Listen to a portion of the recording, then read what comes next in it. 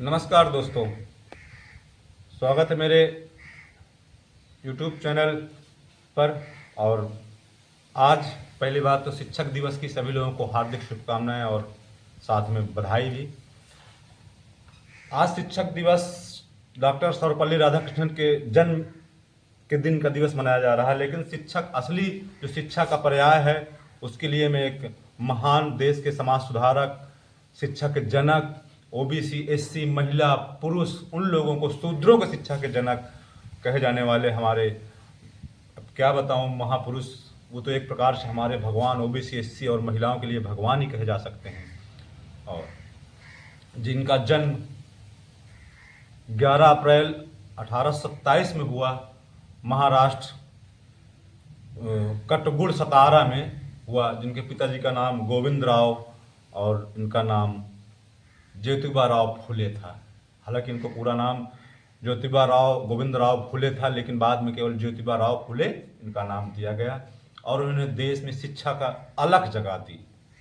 जब 19वीं शताब्दी की ओर देश बढ़ रहा था और उस समय शिक्षा का जो है, शूद्रों को शिक्षा लेने का अधिकार नहीं था और यहाँ तक कि महिलाओं को शिक्षा लेने का अधिकार नहीं था। उस दरमियान ऐसे शख्स ने देश में आकर के एक नई अलग जगह शिक्षा को, जगह जगह स्कूल खोले हों, जगह जगह महिलाओं की शिक्षा की बात की हो, समाज सुधारने की बात की हो। और स्पेशली और उनकी पत्नी साथ में उनका साथ दिया, उनकी पत्नी सावित्रीबाई फुले ने। और एक घटना याद दिलाता हूँ मैं, उनके साथ ऐसी घटना हुई। एक बार उनके मित्र, वो माली समाज से आते थे, जो हमारे यहाँ फूल देने का, जगह जगह फूल देने का, हालांकि ये सब कई राजाओं के यहाँ, पेशवाओं के यहाँ फूल देने इनके पिताजी जाया करते थे, गोविंद राव जी। तो एक बार इनके एक मित्र जो ब्राह्मण समाज से आते थे, ब्राह्मण, उस समय शिक्षा का अधिकार केवल ब्राह्मणों के पास और जनरल कास्ट को, अपर कास्टों के पास था और शूद्रों में किसी के पास नहीं था। एक बार एक शादी में निमंत्रण के तहत एक बारात जा रहे थे जिसमें शूद्रों ब्राह्मणों के साथ, तो वहां पर एक हलचल मची और कहा कि शूद्र हमारे बारात कैसे आ गया, एक शूद्र कैसे, और उसको भगा दिया। ज्योतिबा फुले को वहां से भगा दिया गया और आकर के उन्होंने ये बताया अपने पिताजी से और कहा कि मेरे साथ ये घटना हुई है। तो उन्होंने कहा, अच्छा हुआ केवल तुमको वहां से भगा दिया गया है और भगाने के साथ कोई तुम्हारे साथ अनहोनी नहीं की गई है। तो अब तो कम से कम उस अनहोनी न होना अच्छा। तो उन्होंने तभी से ठान लिया कि मुझको समाज में शिक्षा की एक नई सेवा देनी है, नई जनरेशन तैयार करनी है। वो लगातार शिक्षा की ओर बढ़ने लगे। और एक बार जब गांव में शिक्षा, स्कूलिंग शिक्षा की बात चालू हुई तो उनका विरोध हुआ। गांव के लोग उनको उकसाने लगे। गांव के जो जनरल कास्ट के या अगड़े लोग, जो ब्राह्मण तत्व के, जिनकी सोच मानसिकता सामंतवादी सोच के लोग, उन्होंने कहा शिक्षा नहीं ले सकते, इनका शिक्षा लेने का अधिकार नहीं है। तब जाकर के उन्होंने स्कूली शिक्षा छुड़वा दी। लेकिन फिर उनको जो है एक गफ्फार बेग मुंशी, जैसे फादर लिजिट के साहब के नाम से भी जाना जाता है, उनके सलाह से इनको बाहर पढ़ने के लिए भेजा गया और फिर से शिक्षा का पुनः प्रारंभ किया। और धीरे धीरे करके इनका विवाह इनके 12 वर्ष की उम्र में ज्योतिबा फुले के साथ हुआ। और जो इनकी महान शिक्षिका के रूप में उत्पन्न हुई, इनका साथ निभाया और इनके पग पग में साथ निभाया।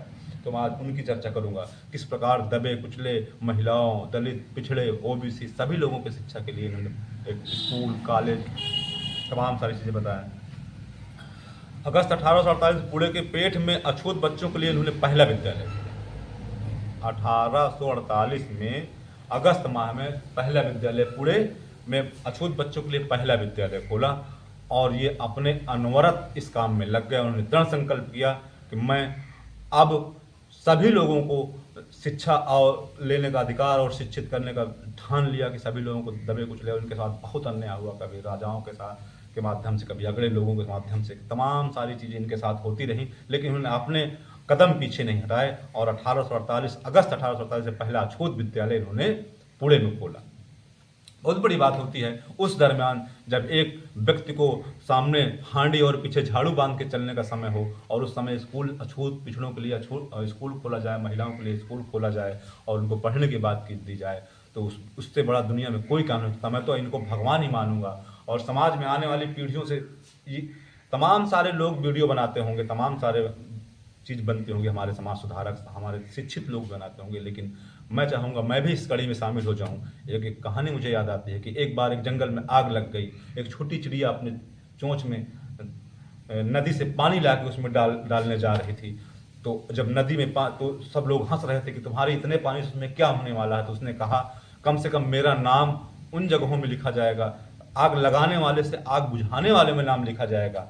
तो वही कड़ी मैं अपने आप को खड़ा करना चाहता हूँ। कम से कम मैं कुछ नहीं कर सकता, समाज को दे नहीं सकता, अपने समाज को, अपने देश को, तो कम से कम इस माध्यम से जागरूकता अभियान चला करके सोशल मीडिया के माध्यम से कुछ न कुछ दे सकूँ। तो इस माध्यम से मैंने अपने महापुरुष ज्योतिबा फूले के बारे में थोड़ा सा जानकारी दूं कि हमें किताब पढ़ना चाहिए उन चीज़ों की। उन्होंने शिक्षा की किस प्रकार झेला, दंश झेला, किस प्रकार स्कूल चलाया, किस प्रकार उनको कोई जगह नहीं दे रहा था स्कूल खोलने के लिए। तो ये चीज़ें हमें पढ़ने की ज़रूरत है। तो जब 1840 में विवाह इनका सावित्रीबाई फूले के साथ हुआ, इसके बाद फिर इसके 1849 में उन्होंने दूसरा स्कूल खोला, 1852 में तीसरा स्कूल खोला, लड़कियों जो स्पेशली लड़कियों के साथ था। उस समय इनको कोई स्कूल में टीचर नहीं मिल रहा था पढ़ाने के लिए, क्योंकि सबसे अधिक पढ़े लिखे टीचर ब्राह्मण लोग थे। उन्होंने भी इनका बहिष्कार कर दिया कि कैसे पढ़ाया जाए। फिर उन्होंने साथ मिल करके खुद पढ़ाया और किसी किसी जगहों पे अपने आप को ऐसे ऐसी चीज़ें बनाने का काम किया, ऐसे ऐसे लोगों को खड़ा करने का काम किया, सहयोग करने का। जनरल के ब्राह्मण लोग भी हिम्मत जुटाया, उनसे सहयोग लिया। तो ऐसे नहीं कि समाज में सभी लोग गलत हों सॉरी, लेकिन फिर भी इन्होंने अपनी हिम्मत जुटाई और लोगों से कहना चालू किया कि हमें पढ़ना है और समाज से हमें कुरीतियाँ, जाति भेदभाव, धर्मवाद, कट्टरता ये खत्म करनी है। और वो माध्यम केवल शिक्षा ही हो सकता है। और उस शिक्षा के लिए उन्होंने कहा कि व्यक्ति जन्म से नहीं जाति में होता, वो कर्म से होता है। अगर वो काम खेती का करता है तो किसान कहलाएगा, अगर वो काम बकरा काटने करता है तो वो चिकवा कहलाएगा, या उसके जो नाई का बाल काटना नाई का काम है ना कि उसकी जाति है, या जूता बनाना चमार बिरादरी का काम है ना कि उसकी जाति है। इन्होंने ये बताया और ये कहा कि अशिक्षा होने से धर्म, नीति सभी चीज़ चली जाती हैं, यहाँ तक कि वित्त भी चला जाता है। इन्होंने बहुत सारे कोटेशन दिया, इन्होंने पत्रिका भी निकाला। और इसके साथ जैसे जैसे शिक्षा की ओर बढ़ रहे थे, एक उस वहाँ पर उपलब्ध जो शिक्षा के धुर विरोधी और शूद्रों को शिक्षा लेने के लिए धुर विरोधी बाल गंगाधर तिलक, जिन्होंने इनके विरोध में तमाम सारे ऐसे काम करना चालू कर दिया जिससे कि इनको उनका सामना करना पड़ा। संपन्न और अगड़े जात से आते थे, ब्राह्मण जात से आते थे बाल गंगाधर तिलक। उन्होंने तुरंत एक पंचायत बुलाई और पंचायत में कहा कि हमें इसका विरोध करना चाहिए, क्योंकि अगर इनको शूद्रों को पढ़ने लिखने का काम है। उन्होंने कहा कि महिलाओं को पढ़ने का काम, इनकी संकीर्ण सोच होती है, इनके पास दिमाग नहीं होता है, इनको केवल बच्चा पालने की जरूरत होती है, केवल वंश बढ़ाने के काम आती हैं महिलाएं। ये बाल गंगाधर तिलक के वक्तव्य थे, जिन्हें लोग समाज सुधारक कहते हैं, जिन्हें लोग अगड़े लोग, जिन्हें ब्राह्मण लोग, जो सामंतवादी सोच के लोग, जिसे बाल गंगाधर तिलक को समाज सुधारक कहा जाता है, जिन्होंने शूद्रों को यानी कि पिछड़े दलित महिलाओं को शिक्षा लेने से वंचित करने की बात कही थी कि इनको पढ़ने की क्या जरूरत है, इनको कहाँ राजा बनना है, इनको कहाँ शिक्षित होना जरूरत है। तो इस विरोध में उन्होंने तुरंत एक उत्सव मनाना चालू कर दिया, गणेश चतुर्दशी, गणेश उत्सव मनाना चालू कर दिया। जब गणेश तमाम सारे जगह झांकियां सजाने लगी, फिर इन्होंने अपने पत्रिका के माध्यम से भी इनका विरोध करना चाहिए कि यहाँ एक व्यक्ति ज्योतिबा फूले शिक्षा दे रहा, जिससे हमारे समाज का विघटन हो जाएगा, समाज का जब शूद्र शिक्षा ले लेगा। तमाम सारी इनके विरोध में देश विरोधी चीज़ें बताना चालू कर दिया, लेकिन ये रुके नहीं। उसके विरोध में भी हालांकि वो हार गया बाल गंगाधर तिलक में। ऐसे लोगों को जो देश को विपरीत दिशा में ले जाए, देश को विनाश की ओर ले जाए, सर दत्त है ऐसे समाज के। ऐसे उस समय हालांकि जो रीतियां चल रही थी उसे हम लोग चूंकि सहन कर रहे थे, लेकिन उस समय के अगुआ हमारे ज्योतिबा फूले, हमारे भगवान, हमारे शिक्षित समाज को आगे ले जाने के लिए तमाम सारी चीज़ों को उन्होंने ब्राह्मणों को दान देने के लिए भी मना कर दिया कि आप किसी ब्राह्मण को दान न दे करके स्कूल में दान दीजिए, किसी ऐसी जगह दान दीजिए कि भूखे का पेट भर जाए। उसका भी इन्होंने एक उन्मूलन चलाया। 1952 में तीसरा स्कूल लड़कियों के लिए खोला और उस समय शिक्षिका इनकी पत्नी अनपढ़ थी। हालांकि इनकी पत्नी को पढ़ने का बहुत शौक था, लेकिन इनकी पत्नी अनपढ़ होने के साथ साथ इन्होंने जमीन में लिख लिख करके उनको पढ़ाया और बताया, और वो भी इनके साथ कंधे से कंधा मिला के चलने लगी। सावित्रीबाई फुले और लड़कियों को पढ़ाने का पहला स्कूल उन्होंने खोला था 1952 में। सावित्रीबाई फुले, नमन है ऐसी महिला को जो, और जब ये पढ़ाने जाया करती थी साथ में 2 साड़ियाँ ले जाया करती थी। एक वीडियो इसका भी दूंगा मैं। एक रास्ते में जब पढ़ाने जाती थी तो लोग इनके ऊपर गोबर फेंकते थे, कीचड़ फेंकते थे। जब वहां पहुंच जाती थी तो जा करके फिर उस कपड़े बदलती थी, इसके बाद पढ़ाना चालू करती। ये ऐसी ऐसी दशा वहां थी, ऐसी ऐसी स्थितियां उस समय थी। हमारे महापुरुषों ने किस प्रकार हमारी शिक्षा को या हमारे देश को आगे ले जाने का काम किया। हम इतने दबे कुचले दसियों हजार साल हम लोग गुलामी झेलें, फिर भी हम लोग आगे नहीं बढ़े। फिर धीरे धीरे करके इन्होंने 1852 में एक लड़कियों का स्कूल खोला और एक वाचनालय भी खोला। पहले केवल ये वाचनालय ब्राह्मणों को, वाचनालय का मतलब जहाँ पर लेक्चर दिया जाता है, बताया जाता है, सभा की जाती है, लड़कों को सिर्फ पढ़ाया जाता है, वो चीज़ों को भी खोला। हालांकि 1838 में लगभग इनके 11 वर्ष की उम्र में इनके पिताजी का देहांत हो गया था, मृत्यु हो गई थी। फिर इसके बाद धीरे धीरे करके 1968 में अछूतों के लिए हौज जो पानी भरने वाला हौज, जिनका अछूतों को पानी पीने का अधिकार, तालाब में पानी पीने का अधिकार नहीं था। एक कहावत थी, कुआं ठाकुर का कुआं, ये कहावतें आई तमाम, ठाकुर का कुआं और तालाब ठाकुर का, ये एक कहावतें आती जो पानी पीने तक का अधिकार नहीं था, तालाबों से पानी पीने तक। ऐसे लोगों को सर मानी चाहिए, ऐसे लोगों को जो एक गौमूत्र पीने के लिए गाय का मूत्र पी सकते हैं, लेकिन अछूत ओबीसी शूद्र के हाथ का खाना नहीं, उनको देखना पसंद नहीं करते थे। ये हाल था हमारे समाज का। और जब हमारा समाज, हमारे भीमराव अम्बेडकर, ऐसे तमाम सारे, पेरियार रामास्वामी, जगदेव प्रसाद कुशवाहा, जगदेव प्रसाद वर्मा, तमाम सारे जागरण चला करके लोगों को शिक्षित करके ऐसी चीजें ला के खड़ा करें, तो आज हम लोग उनको भूल रहे हैं। हमें किताबें उनकी पढ़ना चाहिए, बाबा साहब की किताबें पढ़ना चाहिए। पद निकलते थे। 1968 में अछूतों के लिए इन्होंने हॉल खोल दिया। महादेव गोविंद राणा इनके एक मित्र थे, समाज सुधारक थे। उनकी बहन विधवा हो गई थी, उनसे कहा कि इसका शादी करवा देते, तो उन्होंने मना कर दिया कि हमारे समाज में ऐसी शादी नहीं होती। इन्होंने ये सलाह दिया ज्योतिबा फूले जी ने, तो लेकिन खुद जब इनकी पत्नी खत्म हो गई तो एक 12 साल की लड़की से शादी करते हैं और फिर इसके बाद ये पत्र लिखते हैं, एक पत्र के माध्यम से सूचना देते हैं महादेव गोविंद रानडे को कि आप केवल समाज सुधारने का ढोंग फैला रहे हैं, आप समाज सुधारक हो ही नहीं सकते हैं, इसलिए कि आप अपनी बहन की शादी नहीं कर रहे हैं, लेकिन अपनी शादी तो कर रहे हैं। उसको 12 साल की लड़की के साथ, धीरे धीरे 13 वर्ष की उम्र की लड़की के साथ करते हैं। ज्योतिबा फुले विधवाओं के लिए आश्रम खोले, ज्योतिबा फुले पुनः विवाह की बातें की, ज्योतिबा फुले तमाम ब्राह्मणों को चतुर्थ एक किताब लिखा इन्होंने, जिसका शिवाजी का पवाड़ा लिखा। इसके बाद इन्होंने ब्राह्मणों को चातुर्य लिखा, 1869 में ब्राह्मणों का चातुर्य लिखा और 1884 में उन्होंने शिवाजी का पवाड़ा लिखा, जिसमें 999 थे।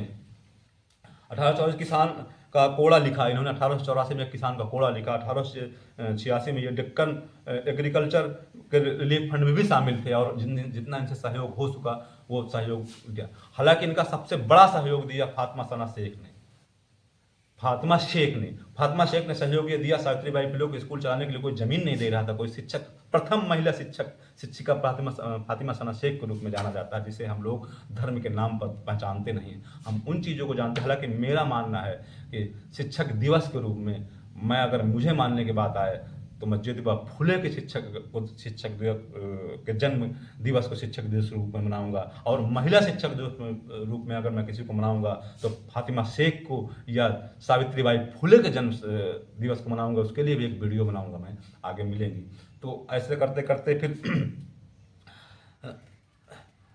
इसके बाद इस पाल्टा के वीरों को याद करने वाले हमारे महापुरुषों ने तमाम सारी ऐसी चीज़ें हमारे देश के लिए किया, जिन्हें आज हम याद करके, जिनका इतिहास पढ़ते हैं, तम किताबें उन्होंने अमेरिका और फ्रांस के तमाम कार्ल मार्क्स जैसे लोगों की किताबें पढ़ी और देखा, नज़दीक से देखा, किताबें पढ़ी, उनको श्रवण किया, उनको बताया, समाज में तमाम सारी ऐसी चीज़ें की। तो हमें शिक्षा बहुत ज़रूरी है। तो हम देखें किस प्रकार ब्राह्मण समाज के लोग शिक्षा के विरोध में, बाल गंगाधर जैसे तिलक के लोग जो शिक्षा के विरोध के रूप में जो ओबीसी एससी को शिक्षा ना मिल सके, एक नया उन्मूलन चला। यह गणेश पूजा का जो महोत्सव मनाया जाता है इस समय, तो जगह जगह मनाया जाता है। हमें तो बताया, मैंने कई वीडियो में बताया कि कभी हमें गणेश पूजा के रूप में बांटा जाता है, कभी गणेश पूजा के रूप में अर्जाया जाता है, कभी दुर्गा पूजा के रूप में अर्जाया जाता है, कभी हमें सावन सोमवार के रूप में अर्जाया जाता है। ये हमारे लिए एक विशेष प्रकार का सिस्टम भेजा गया है। कभी स्कूल पूजा के रूप में नहीं किया जाता है। और हमें क्या बताया कि हमें सरस्वती मैया ने शिक्षा की देवी कहा जाता है। हमें हमारी शिक्षा की देवी तो सावित्रीबाई फुले को मैं मानूंगा, फातिमा शेख को मानूंगा, जो हमारे लिए देश के महिलाओं की शिक्षा के लिए अग्रणी थी, जो मार खा करके बहिष्कार अपने आप को कह करके इसके बाद भी शिक्षा के रूप में आगे बढ़ाने का काम किया। तो मैं तमाम सारे अभिभावकों और महानुभाव और देश के युवाओं और महिलाओं से, बेटियों से, बहनों से निवेदन करूंगा, माताओं से निवेदन करूंगा कि सबसे पहले आप अपने शिक्षा के रूप में सावित्रीबाई फुले, फातिमा शेख और ज्योतिबा फुले जैसे लोगों को पढ़ें, संविधान पढ़ें और पेरियार राम और साहब की किताबें पढ़ें, जगदेव प्रसाद कुशवाहा पढ़ें और तमाम सारे देश के समाज सुधारक ऐसे लोग हैं जिनको पढ़ें, जिससे हमारा समाज आगे बढ़ सके। इसके साथ मैं अपने वीडियो को अंत करता हूँ। जय हिंद, जय समाजवाद, जय भीम।